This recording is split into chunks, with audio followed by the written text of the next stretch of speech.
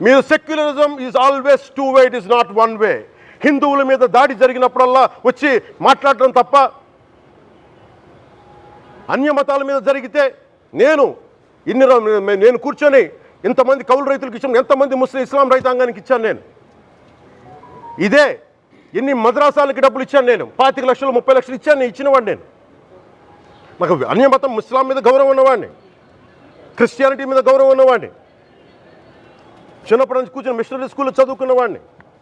నా టీచర్ చెప్పిన సూక్తి తను తగ్గించుకున్నవాడు హెచ్చింపబడని చెప్పి బైబుల్ సూక్తిని ప్రతిసారి కోట్ చేస్తూనే ఉంటాను. ఇది నా గౌరవం, ఇది నేను చూపించే గౌరవం. మీరు మాట్లాడితే కూర్చొని నేను పాటించే ధర్మానికి అపవిత్రం జరిగినప్పుడు మాట్లాడకూడదు, మౌనంగా ఉండాలి. సెక్యులరిజంకి విఘాతం అంటే ఏంటి? సెక్యులరిజంకి విఘాతం నా ఇంటి మీద దాడి జరిగినప్పుడు నేను మాట్లాడకూడదా? నా ఇల్లు 10 మందికి ఆశ్రయం ఇస్తుంది. నా సనాతన ధర్మం అన్ని ధర్మాలకి ఆశ్రయం అయితే దానికి దాడి జరిగినప్పుడు, దాని మీద అపవిత్రం జరిగినప్పుడు దానికి కూడా మాట్లాడకూడదంటే ఏం మాట్లాడాలి మీతోటి? ఇష్టానికి మాట్లాడుతూ ఉన్నారు సనాతన ధర్మం మీద.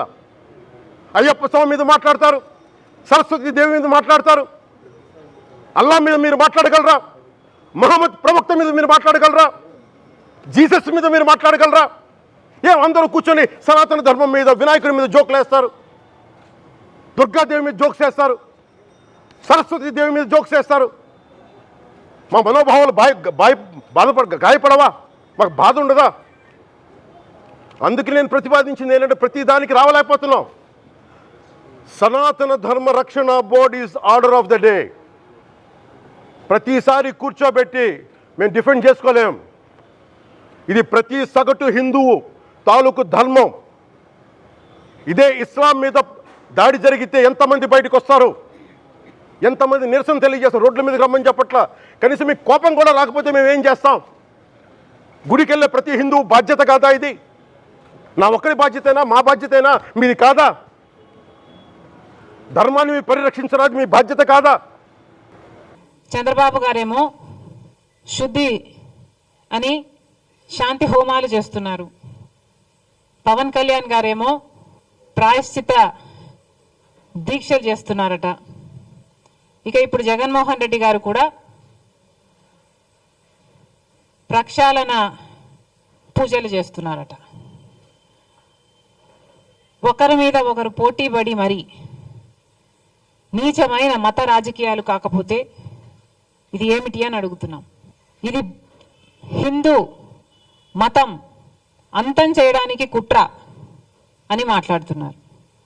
ఇది హిందూ మతంపై దాడి అని మాట్లాడుతున్నారు. ఇక్కడ మన పవన్ కళ్యాణ్ గారేమో క్రిస్టియన్లు, ముస్లింలు చర్చిల మీద, మసీదుల మీద ఇదే జరిగితే వాళ్ళు ఊరుకుంటారా? మేము ఎందుకు సహించాలి అన్నట్లు మాట్లాడుతున్నారు. ఇంత దుర్మార్గంగా ఎలా మాట్లాడగలుగుతున్నారు? హిందువులను రెచ్చగొట్టే ప్రయత్నం మీరు చేయటం లేదా? మతాల మధ్య చిచ్చు పెట్టే ప్రయత్నం కాదా ఇది? ఇక్కడ ఒక అన్యాయం జరిగితే క్రిస్టియన్స్ని, ముస్లింల గురించి మాట్లాడాల్సిన అవసరం ఏముంది? ఎప్పుడూ లేనిది మన రాష్ట్రంలో కమ్యూనల్ వైలెన్స్ జరగాలి అని మీకేమైనా హిడెన్ అజెండా ఉందా? మతాల పేరుతో చిచ్చు పెట్టే ఉద్దేశం మీకుందా? ఒక మతాన్ని అవమానించాలి, ఇంకో మతాన్ని రెచ్చగొట్టాలి. ఇదే బీజేపీ చేసిన రాజకీయం.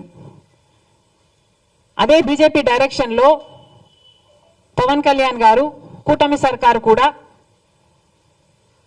వాళ్ళ చెప్పు చేతల్లోనే వాళ్ళు చెప్పినట్టే చేస్తున్నారనడానికి ఇంతకంటే రుజువు కావాలనా?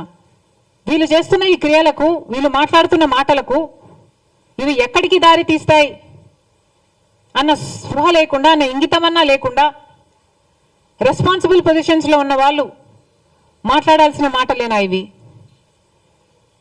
మళ్ళీ చెప్తున్నాం, లడ్డూ కల్తీ జరిగిన విషయంలో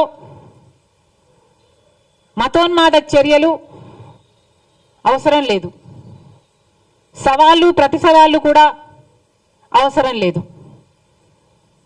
దీక్షలు, ప్రమాణాలు అంతకంటే అవసరం లేదు. ఇక్కడ కావాల్సిందల్లా నిజం. ప్రజలకు నిజం తెలియాలి.